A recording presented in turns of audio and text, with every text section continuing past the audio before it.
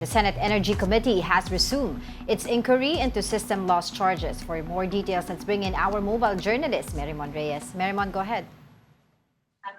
Angela, sa hearing ngayon ng Senate Committee on Energy na bring up ng ilang senador ni Senate President Sherwin Gatchalian, maging din ng chairman ng committee na si Senator Erwin Tulfo, na naiintindihan daw nila itong distribution utilities and yung electric cooperatives sa kanilang concern tungkol sa pagtatanggal nga ng system loss in general. Kaya nung lumipas na pagdinig nila, hinimay muna nila. Ang inuna din nila doon is kung maaari ba tanggalin yung non-technical system loss. Pero bukas naman dito kasi nasa 1% lang siya ng performance itong mga kumpanya at hindi siya ganun ka-threatening. Pero sa ngayon, ang tinututukan naman ng committee ay yung tungkol doon sa pilferage. Kaya sa pagtatanong muna nila, humihingi sila ng datos sa NBI, maging sa PNP, kung gaano na raw ba karami yung kanilang nahuli na nagnanakaw ng kuryente, nagkakaroon ng meter tampering and such. Pero medyo dismayado itong dalawang senador kasi sa NBI, sabi nila due to time constraint daw and limited information, wala pa raw silang maibibigay na data or information. Pero ang PNP naman,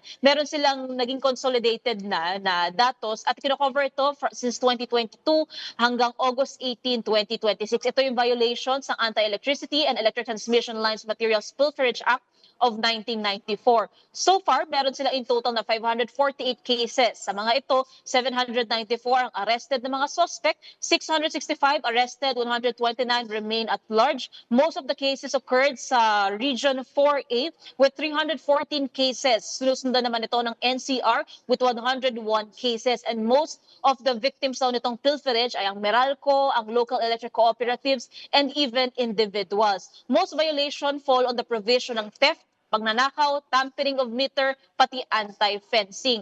Sa ilan sa mga ito pa, meron pa raw 30 cases under investigation for filing. 25 were suspects ay na-identify na, pero yung complainant daw nag-decline na mag-pursue ng charges. There are over 279 cases referred to the prosecutor, 5 for further investigation, 9 dismissed, and 265 proceeding to preliminary investigation.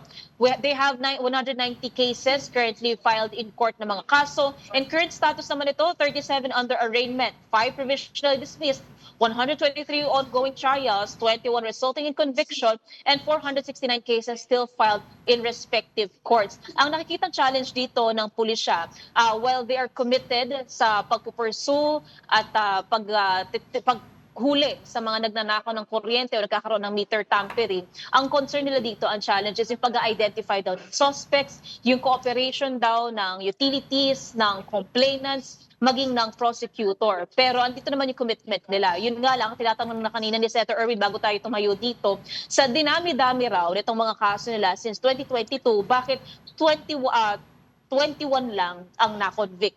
So kaya raw naniningil na lang itong mga kumpanya kasi raw wala raw natatakot na magnakaw ng kuryente. Angela. Well, Merimon, tanong ko lang kung sino-sino mga resource person ang nandiyan dyan ngayon sa committee na yan. Angela, yung mga stakeholder ito. So from the Energy Regulatory Commission, sa NEA, yung ibang stakeholder na to be specific sa mga distribution utilities, sa electric cooperatives, nandito sila at present. At ang sinasabi ni Senator Erwin, last time, mga 1 o 2 hearings na lang ang tinitingnan nila for now. Tapos technical working group na para sa panukala na may kinalaman dito sa system loss. And then hopefully before December, mapapagaan na raw ang bulsa ng mga ordinaryong consumer ng kuryente.